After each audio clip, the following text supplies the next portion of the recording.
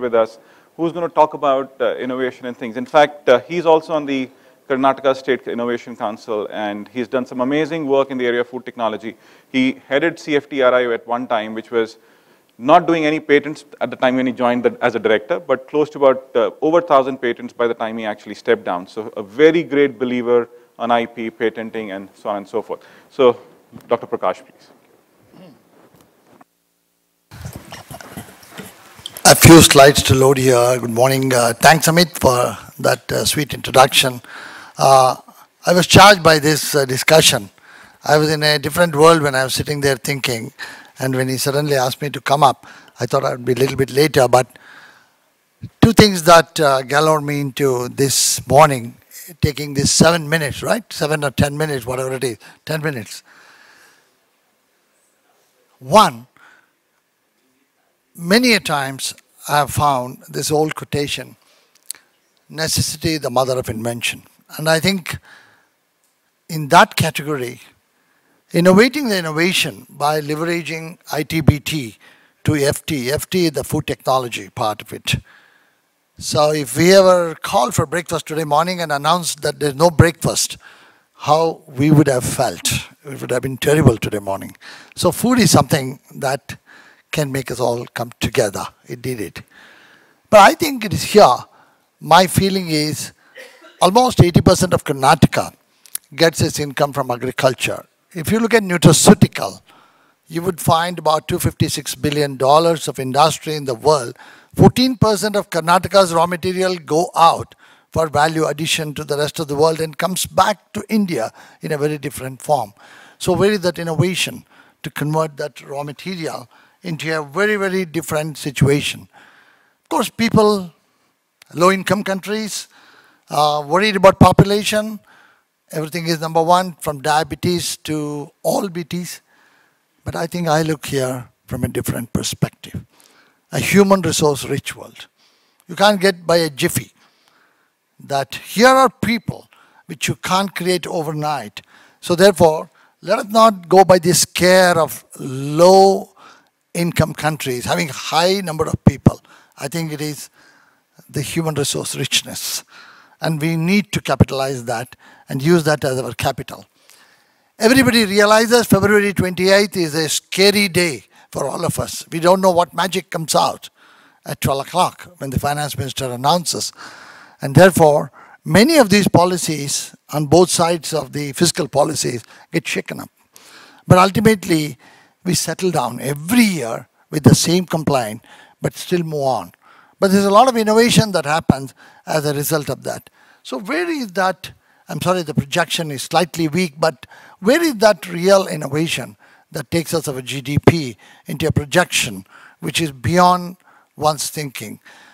Nobody is hanged for quoting a wrong GDP, but I think it's quoting a kind of underestimated GDP you can be hanged. You need to push up the system into a very, very different. In agriculture, we have all these set up very well, good I know practices, agricultural, transport, etc.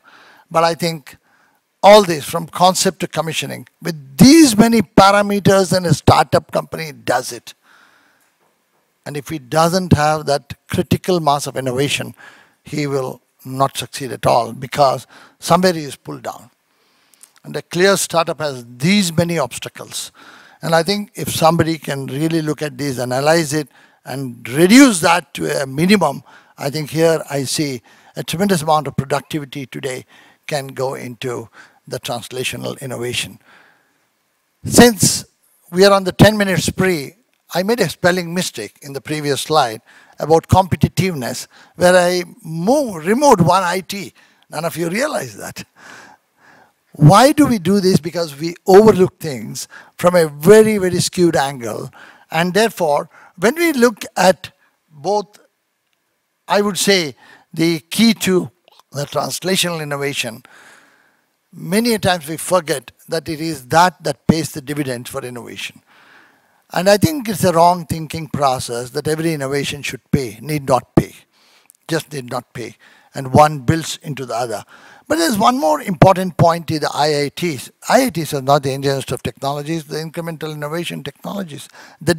Very, very important. Every one of us need not innovate a bulb. And for all of us know, Edison didn't innovate that bulb because he just took those failed experiments and put it together. So I think we need to realize that incremental innovative technologies, revisiting the failed technology, should be nurtured to learn from it. And I think otherwise, if every day is going to be new, it's not going to be new. It's also very vital. In the incremental innovation technology, there's a delta incremental innovation technology. At my institute, when I revisited the old technologies, it is the delta innovative technology that paid us the dividends with a 14 crore royalty coming down. Never heard of a government institution. In fact, half of that is the budget for 5 institutes. So therefore, it is the delta innovative system that need to be capitalized. I think that delta has to be a totally business orientation one. And in India, if you really look at it, a large number of companies today thrive on R&D as compared to about 15 years back. Those are the other 2 colored lines at the bottom you see. One is the average, one who doesn't do. But one who do R&D and science-based approach just gallops up into a logarithmic curve. And therefore, R&D is something that India has capitalized. But has Karnataka capitalized this? I'm not sure. India requires that multi-models. Karnataka requires more multi-models probably because of the nature. But when we talk about infrastructure, I'm surprised many of these infrastructures we talk about in Andhra, aquaculture was promoted very heavily, but transportation problems of infrastructure. And somebody said, this auto gives more mileage because it has more aerodynamics into it. So therefore, it is amazing how people interpret that as innovation, but possibly, yes, there's an idea there. But hygiene and other things matters. Here is another one, a low value added product to be transported. How does he do that? There's an innovation there. And this was learned by the spider's web being so strong from top to bottom. Not only that, unloading at different points at 10 coconuts at a time. These are all capsules of 10 coconuts. But the value is so low of coconut, you need to do this. Safety is sacrificed. The driver cannot see anything except coconut all around. So therefore, but there's an innovation there. And not that we need to appreciate, but we need to see how this unrecognized, undocumented innovation go around. I think it's required somebody like Vijay to really look at this from a very different angle.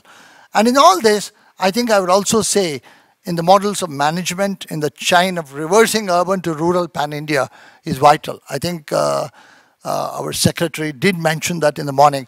But I would say all this talk about 2-tier cities is a stepmotherly attitude of the government to make things happen, but only use those 2-tier cities as a stepney. Only if one of the 4 wheels get punctured, you use the 2-tier city. Otherwise, you don't. It doesn't work. So this is another thing that is just a carrier of misinformation. And I think it just doesn't happen. For example, the government had a plan of creating Ayur Valley near Mysore. It's supposed to be investing 500 crores. It's almost 20 years. The plants have grown and died. There's no valley. Even the valley is vanishing. I want to quickly go through, Amit, 4 examples without talking. The success story of milk. Totally about 900 remarkable innovation Korean did. What were the driving force? The traditional foods. The traditional foods were the driving force. And therefore galloping. From a mere 20 million tons, next year we are logging into 200 million tons of milk. Nobody can catch us for the next 10 years or 15 years. But what will happen? Many of the fluid milk get wasted. And how do we really going to do that? Drying. Most costly technique to remove water. So therefore, sometimes the innovation really climbs up so fast that you're not going to be able to handle it. So therefore, there is a caution in innovation that you need to back up with infrastructure and the skilling. Number 2 is, here the drug of cancer which vanished from the market, pharma company closed. But here's a young Chinese guy looked at curcumin, combined the curcumin with thalidomide, made it safe. Today it's a drug available. So therefore, please look at these kinds of innovation where tradition and innovation have gone together to bring out a new business in cancer therapy. Thalidomide was used by pregnant women when they had cancer, but today they can use it pretty safe with curcumin. It's almost clear. India was only producing less than about 1,000 tons of rice bran oil. Rice bran oil is a soap oil. Today it is going into value addition with 300 innovations built into it as an edible oil with 1 million ton. The best oil you can buy and the cheapest oil you can buy for your heart. So therefore, it is possible to do that. Number 4, the complexity of the wheat mill. In fact, we know there's a very Amit has a very special interest on wheat mill because of the family business that his father has very well been entrilled into this. But you know what happened? Customers asked, I don't want your milled wheat flour, I want stone ground, my grandmother's kind of thing. Give me that whole wheat flour. I want to live longer like my grandmother. There is a demand. And what did we do? We just thought that this customer demand, where is the solution? You put that into the machine. That's not easy. That's just not easy. And as the president of the European Hygienic Engineering Design in India, we did that, and that was the Karnataka solution. Just like Intel inside, the Chucky is inside the wheat mill today. 820 mills, 340 mills have Chucky. Very silent innovation. You know Intel is inside, but you wouldn't know that Chucky is inside those mills. It's amazing innovation. And that has made the market a very different one. 5 times more sales in the wheat. Lastly, I would say, if innovation matters to us, we shall matter more to innovation infrastructure. I want to underline the word, you innovate and you have no infrastructure. You are innovating something in a desert and just shout. And the entire chain of EFT, focusedly on food technology, using IT and BT strategically is never done for creating a sustainable micro and macroeconomic competitive environment in Karnataka, which is vital. I think the productivity linkages for innovation and IPR is well recognized in India today. And as in 2004, we bet Samsung by 1 patent. And CSR bet by 1 patent. You know why? Samsung closed at 5 o'clock. In that part of the world, we are ahead of time here.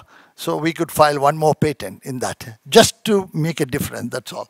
It was not anything that was different. But I think it is here that we need to look at a map of 2020 sector-wise and identify sub-leaders to drive.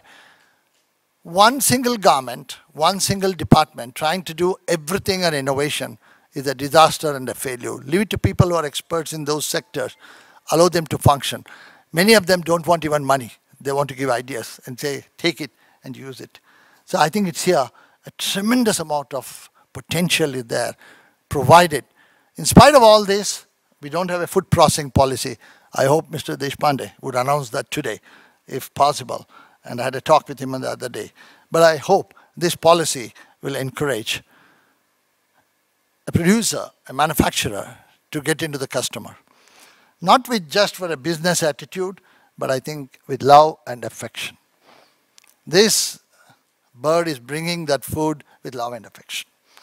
And I think it's very important. If innovation has no love and affection to the profession, it just will remain as a business. Here is an innovation in Mysore. Those of you who have visited, no mistakes here, 1,000 years back. Word innovation is not there. Perfection. So innovations also need to be perfect. And I'm sure science will help you to do that.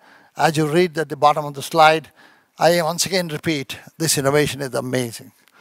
Never gets recognized in the world, but I'm sure the entire competitiveness comes through healthy competition and a competition that can be sustainable.